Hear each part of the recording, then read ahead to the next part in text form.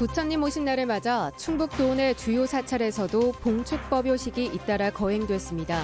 코로나 위기를 어서 극복하기를 바라는 마음이 모아졌습니다. 더웠다 추웠다 갈피를 잡기 힘든 올해 봄 날씨가 농민들에게는 악재가 되고 있습니다. 이상 저온 피해가 속출하고 있습니다.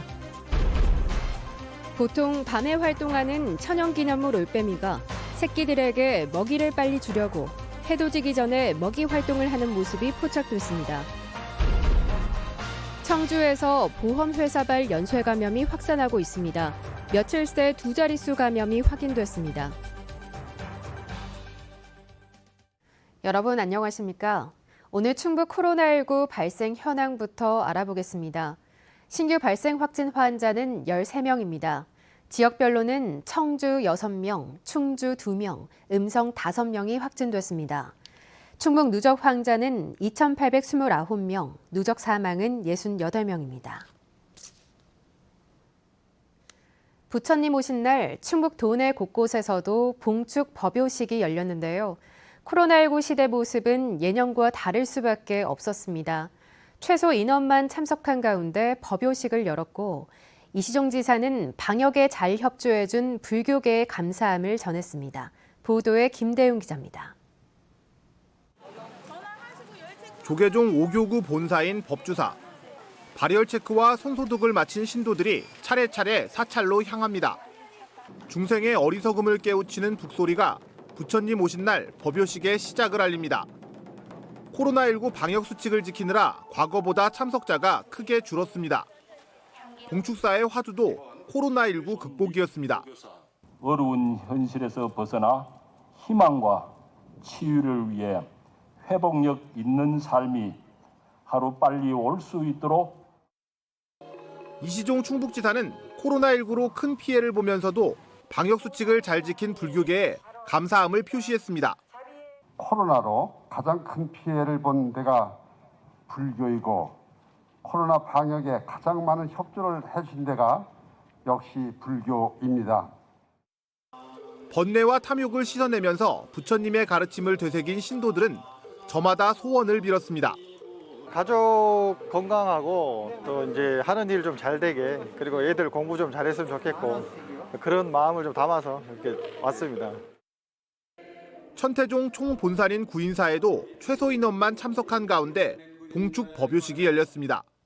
코로나19의 소멸을 기원하고 방역에 적극적으로 동참하며 청정일심을 유지한다면 건강하고 코로나19에 부처님 오신 날의 모습은 달라졌지만 모든 생명의 건강과 평화를 기원하는 자비의 마음은 온종일 가득했습니다. MBC 뉴스 김대웅입니다. 청주에서 보험회사 관련 코로나19 연쇄 감염이 확산하고 있습니다.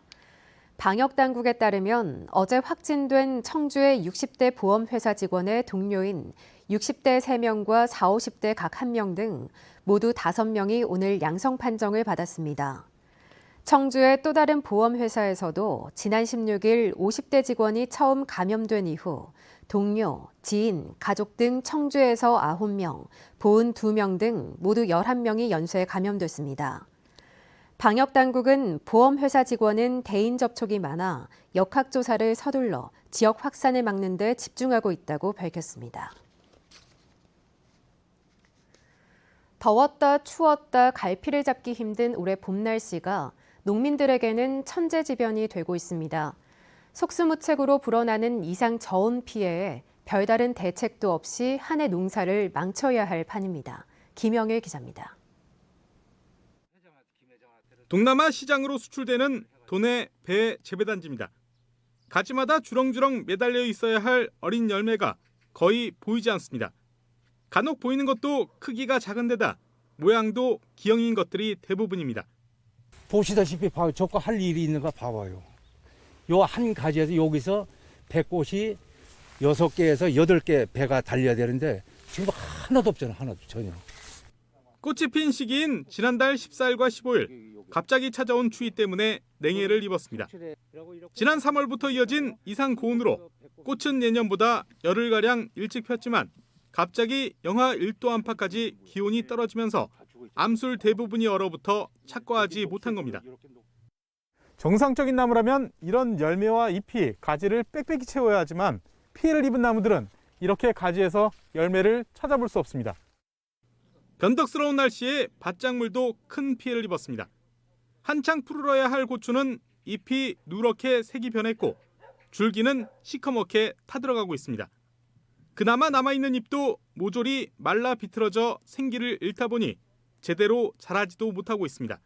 원래는 이렇게 정상적인 잎은 이랬어야지, 이렇게 새파래야 되는데 이 설이 피해가 빠져가지고 얼어가지고 제일 이게 떨어진 거죠. 잎이 다 떨어져가지고 없잖아요. 아주. 오이는 잎이 누렇게 말라 죽었습니다. 손으로 비비면 가루처럼 부서질 정도로 바싹 말라버렸습니다. 밭작물 피해가 심각하지만 모종 구하기도 쉽지 않다 보니 복구도 쉽지 않습니다. 묘를 구하지 못해요. 묘를 못 구한다고. 따 심을 만큼 딱 키워서 딱 내다 심었는데 어디 가게요. 다 사와야 되는데 이제 거의 끝날 무렵이라서 묘 구하기가 어려워요. 실제로 지난달 갑자기 기온이 영하로 떨어진 지역이 적질 않습니다. 괴산 청천이 영하 2.6도, 보은 속리산과 옥천 청산이 영하 2도, 청주 상당 영하 1.6도 등입니다. 이 때문에 충북에서만 1,400여 농가 798만 7천 제곱미터가 저온 피해를 입었습니다. 문제는 이상 고온에 이은 이상 저온 피해가 벌써 4년째 이어지고 있다는 점입니다. 기후변화가 가속화되는 거로다가 이렇게 보고 있습니다. 그래서 이 전체적인 노지작물을 이제 농사를 짓는데 되게 불리한 조건으로다가 작용을. 해마다 반복되는 이상기후 피해를 막기 위한 대책이 시급합니다. MBC 뉴스 김영일입니다.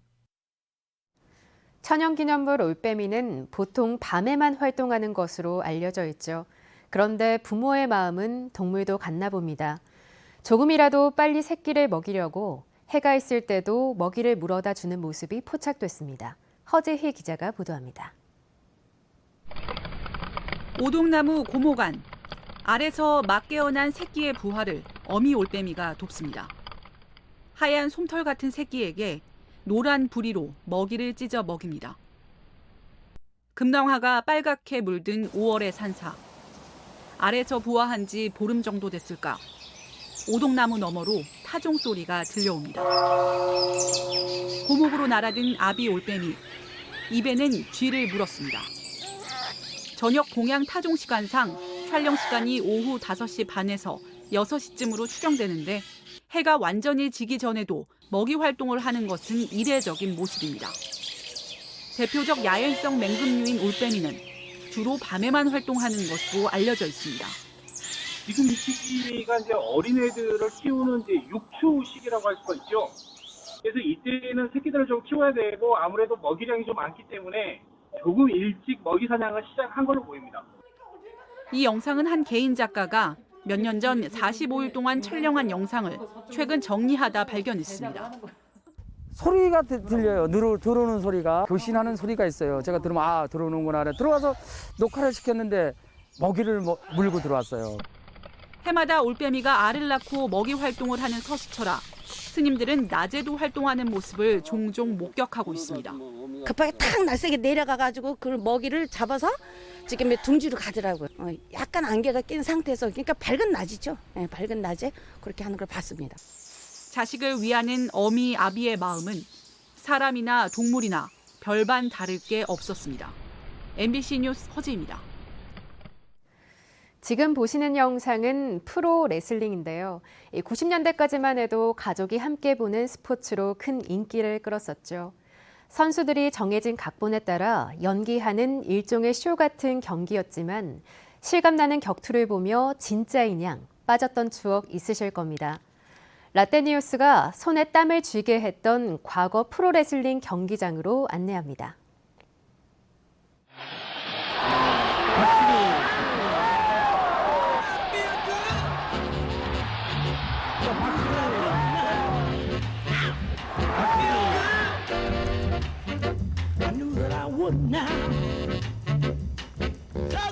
김인 선생님 할 때 그 재밌었지. 그때는 자주는 못 보고요. 어렸을 때 많이 봤어요.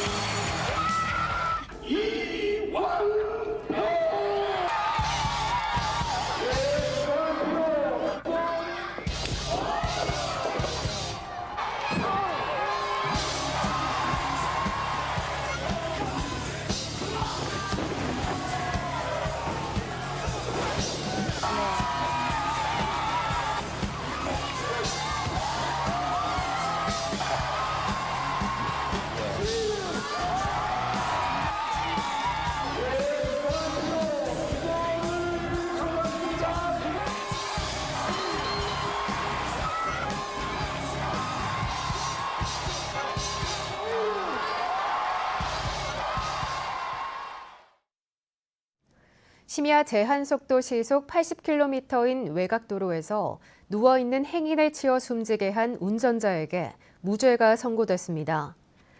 청주지법 형사 3단독 고춘순 판사는 특정범죄 가중처벌법상 도주치사 혐의로 기소된 50살 A씨에게 검찰 측 증거가 부족하다며 무죄를 선고했습니다.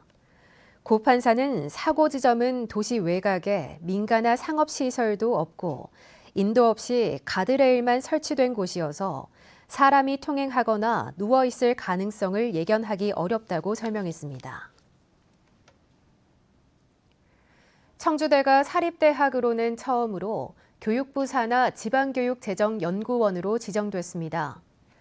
청주대는 전국 시도교육청과 교육지원청, 각 지방자치단체를 대상으로 학교 용지, 학교 시설 무상 공급 지원, 지방교육 행정기관 신설 타당성 조사를 비롯해 매년 신설되는 학교 수요 등을 적정하게 관리하는 역할을 맡게 됩니다.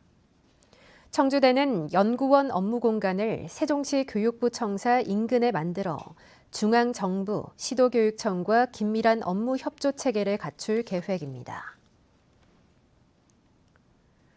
제천복지재단이 제천시 실버복지관과 장애인 단기 보호시설에서 일할 직원 17명을 공개 채용합니다.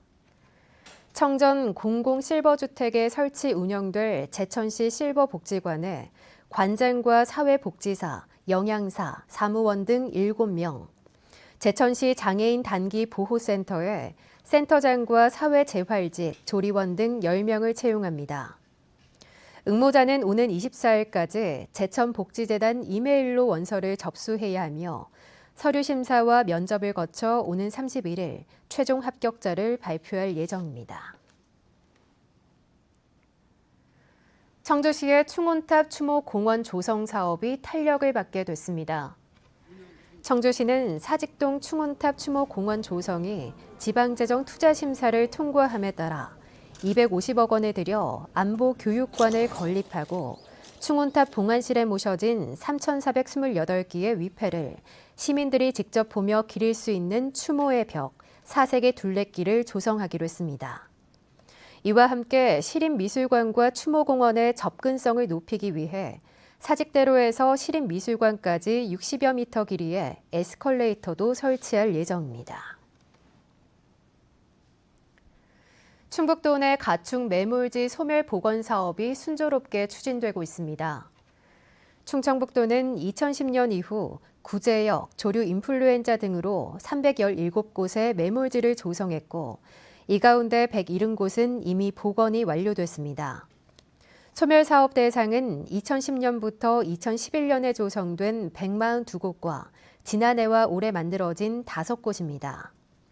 지자체 관계자는 폐사체를 발굴해 열 처리 후 퇴비로 이용하게 된다며 소멸 사업이 완료되면 가축 매몰지로 인한 환경 오염원은 존재하지 않게 된다고 밝혔습니다. 청주 지역 경제에 활력을 불어넣고 균형 발전을 도모하기 위한 청주형 뉴딜 사업에 올해부터 2025년까지 4,140억 원이 투입됩니다. 인공지능과 IT 기반의 디지털 뉴딜과 친환경 조성에 중점을 둔 그린 뉴딜, 안전망 강화 등 3개 분야로 나눠 80개 세부 과제가 추진됩니다. 뉴스를 마칩니다. 고맙습니다.